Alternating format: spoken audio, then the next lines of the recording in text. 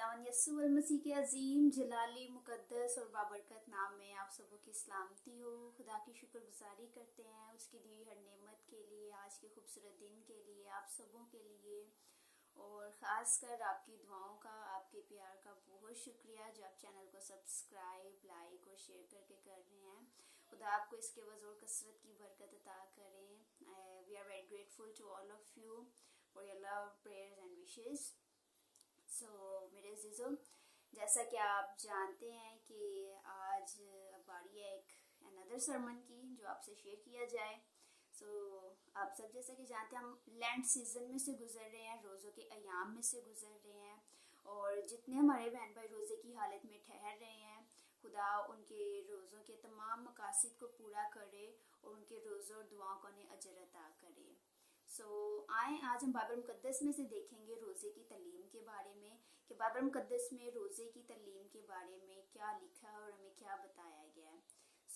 आए मेरे साथ निकालिए जिनके पास कलाम मुकद्दस है, अज़रा की किताब, उसका 8वां बाब और उसकी 23वीं आयत।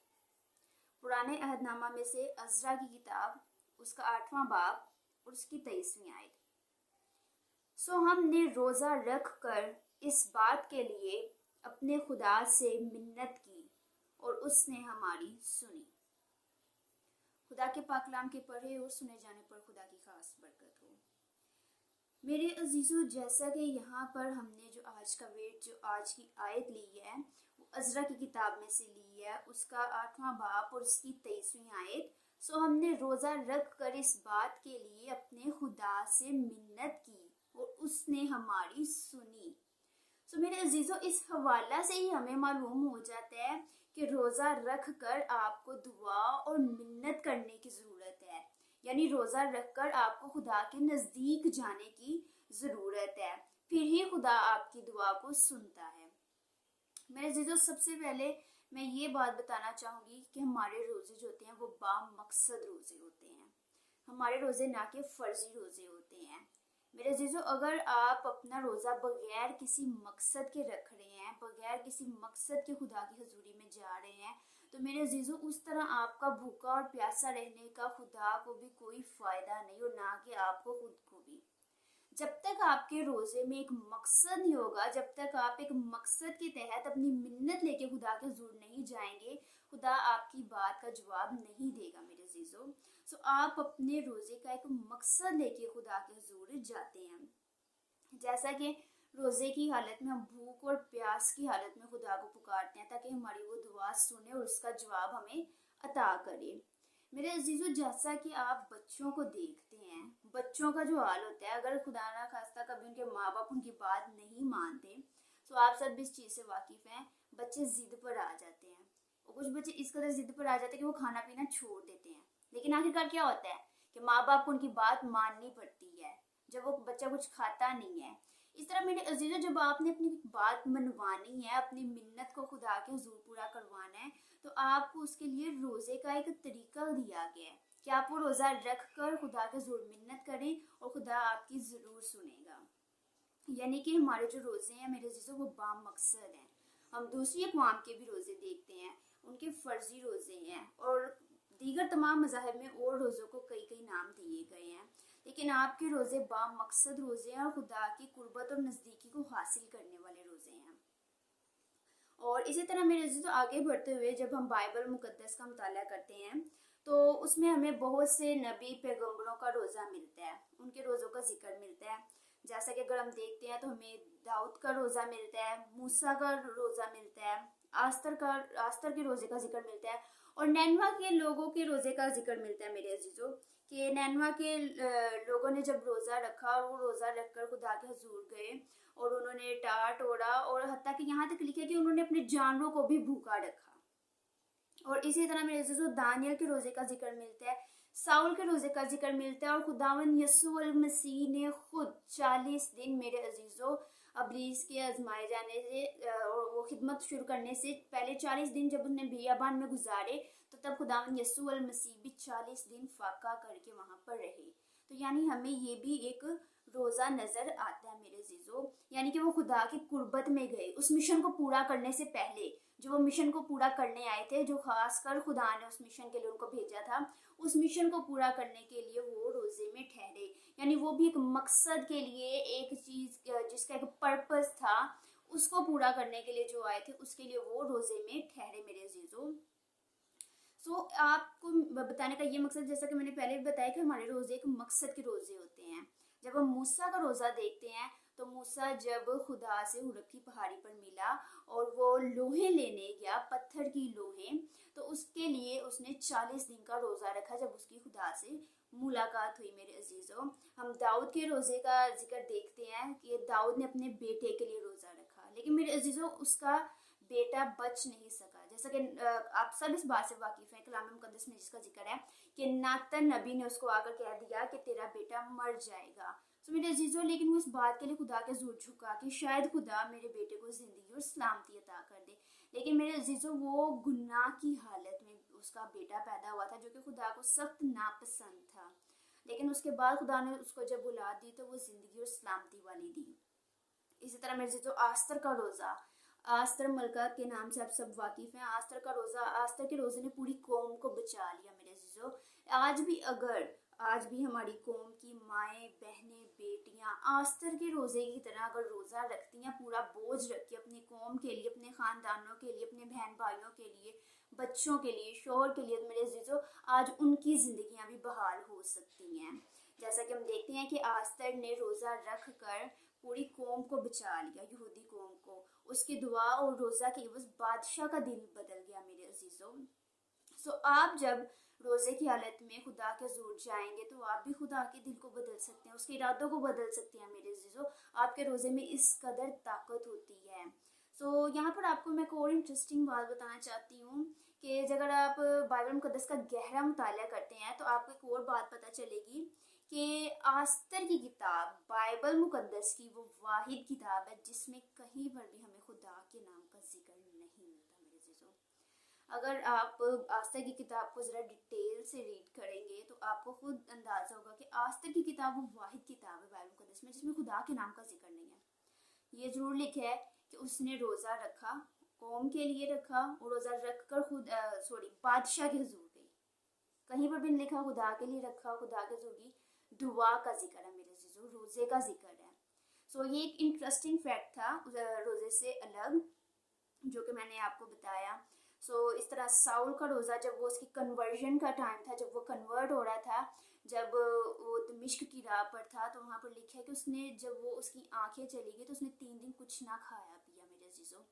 वो उसके रोज़े के बारे मुतल्लिक है। नैनवा के लोगों का रोज़ा देखते हैं, वो भी पूरी कौम बहाल हो गई मेरे अजीजों, जब वो भी खुदा के हुजूर झुके, खुदा को उन पर तरस आया मेरे अजीजों।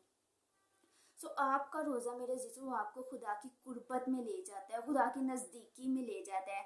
लेकिन वो रोज़ा जो बामकसद हो और खुदा के नज़दीक जाने की नीयत से हो, वही रोज़ा आपको खुदा की कुर्बत और नज़दीकी में लेके जाता है मेरे अजीजों। एक और बात मैं आपको बताना चाहती हूँ कि जब आप रोज़े की हालत में होते हैं, दुआ की हालत में होते हैं, तो आप खुदा के करीब जा रहे होते हैं मेरे अजीजों। उसी वक़्त इब्लीस भी आपके उतना ही करीब आने की कोशिश करता है, क्योंकि इब्लीस तब तक आप पर हमला नहीं कर सकता जब तक आपके अंदर भी कोई पाक रूह से भरी हुई चीज़ ना हो, जब तक आप भी खुदा के साथ पेवस्ता और वाबस्ता ना हो मेरे अजीजों। कभी आपने देखा है किसी चोर को कि वो खाली घर में जाकर चोरी करता हो? नहीं, चोर हमेशा उस घर में आता है जो घर भरा हुआ हो, यानी जहाँ पर कीमती चीज़ें हो। जब आपके अंदर कुछ कीमती होगा तो इब्लीस भी तभी आपकी तरफ आता है मेरे अजीजों। जब आपके अंदर पाक रूह के फल लगे हुए होंगे, जब आपके अंदर खुदा की तमाम बरकत होंगी, जब आप रूह से छलकते हुए होंगे, तो तब वो आपकी तरफ नज़दीक ज़्यादा आएगा। और मेरे अजीजों, रोज़ा रखकर आप खुदा की तरफ ज़्यादा जाते हैं।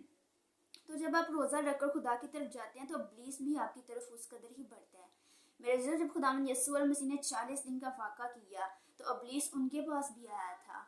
और आप और मैं जो कि इंसान है, गुनहगार हैं, तो हम लोगों की क्या हैसियत और औकात है मेरे अजीजों। जब आप दुआ करते हैं रोज़े की हालत में, आप इस कदर मजबूत हों कि आपकी दुआएं इब्लीस के आगे एक सरहद लगा दें मेरे अजीजों। अदरवाइज इब्लीस इस कदर आपके नज़दीक आना चाहता है कि रोज़ा रखकर जब आप रोज़े की हालत में होते हैं तो वो आपके और खुदा के दरमियान एक सरहद कायम कर देता है ताकि आपकी दुआएं आलम बाला तक पहुँच ना सकें। लेकिन मेरे अजीज़ों, आपके जो रोज़े का मकसद है वो आपने खुदा से मनवाना होता है। इसी तरह अगर हम आगे जाकर देखते हैं तो यसाया नबी भी रोज़े का जब जिक्र करता है तो वो कहता है कि अपने आप को खाकसर बनाएं और ऐसा रोज़ा रखें कि अपने सर को झाओ की तरह झुका लो।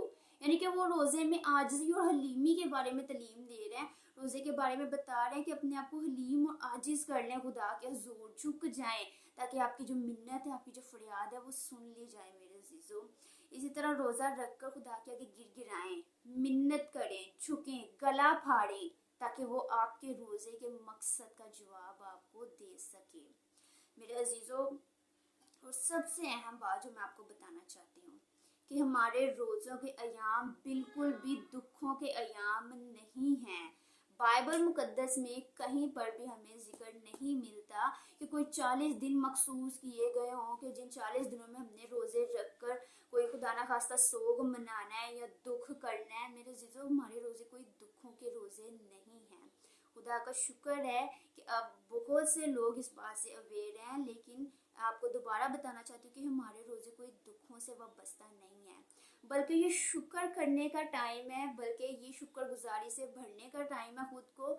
और सबसे बढ़कर ये कि मुबारक वक्त है मेरे जीजो, आपको इन दिनों में निजात का तोहफा मिल गया था, आपको इन दिनों में कफारा मिल गया था, आपको इन दिनों में एक अब्दी जिंदगी की खुशखबरी मिल गई थी। सो कतई तौर पर ये मत सोचा करें कि आपके रोजे आपके दुखों के दिन है। हमारे रोजे कोई दुखों के दिन नहीं है मेरे अजीजों। हमेशा दुख उस शख्स के लिए मनाया जाता है जो मर जाए या जो कब्र में मौजूद हो, लेकिन मेरे और आपके यीशु की कब्र आज भी इस दुनिया में खाली है मेरे अजीजों, और वो किबरिया के दाहिने तरफ बैठा है और वो आपको भी लेने आने वाला है। वो अजली और अब्दी बादशाह है। इस दुनिया के जो बादशाह, इस दुनिया की जो सल्तनत है, उनके साथ साबका लग सकता है, लेकिन एक वाहिद यीशु हमारा बादशाह है जिसकी सल्तनत सदा कायम रहेगी और जिसके नाम के साथ कभी भी साबका नहीं लग सकता। वो आज, कल और बल्कि अब्बद तक यकसा खुदा है मेरे अजीजों। सो खुदा की शुक्रगुजारी करते हैं एक दफ़ा फिर से कि बाइबल मुकद्दस में जो रोज़े की तालीम के मुतालिक हमने सीखा, खुदा आप सबों को इस कलाम के एवज़ बड़ी कसरत की बरकत अता करें। सो आए, जितने मेहर भाइयों का रोज़ा है हम सब मिलकर दुआ करते हैं ताकि खुदा आप सब के रोज़ों का मकसद जो आपने रखा है खुदा आपकी सुने और आपको पूरा करे। कुदूस जिंदा आसमानी जलाली बाप, या बुजुर्गी लाही बाप, मैं तेरी शुक्रगुजारी करती हूँ आसमानी बाप। जितने व्यूवर्स वॉच कर रहे हैं आसमानी बाप, मैं उन सबों के लिए तेरी शुक्रगुजारी करती हूँ। आज के इस कलाम के लिए तेरी शुक्रगुजारी करती हूँ आसमानी बाप। या बुजुर्गी लाही बाप, आज जितने बहन भाई रोज़े और दुआ की हालत में ठहरे हुए हैं आसमानी बाप, तो उनके मकासद को जानते हैं आसमानी बाप, और तो उनके मकसद को पूरा करना जानते हैं आसमानी बाप। आज उन्होंने तेरे हुजूर अपनी दुआओं, फरियादों, इल्तिजा और मुनाजातों को रखा है आसमानी बाप। या बुजुर्गी लाही बाप, तू अपने आसमान के खजाना से उनकी तमाम ज़रूरियात को पूरा कर आसमानी बाप, और तू उनके दिल के ऐन मुआफ़िक इन्हें देना चाहता है आसमानी बाप। उनके तमाम तरह की ज़रूरियात से उन्हें नवाज, और हर तरह की मुश्किल, टेंशन और परेशानी को आसमानी बाप यीशु मसीह नासरी के नाम से दूर कर मांगते हैं तेरे मीठे जलाली मुकद्दस और बाबरकत नाम से, आमीन। May God bless to all of you through this message. So please subscribe, share and like. Thank you so much.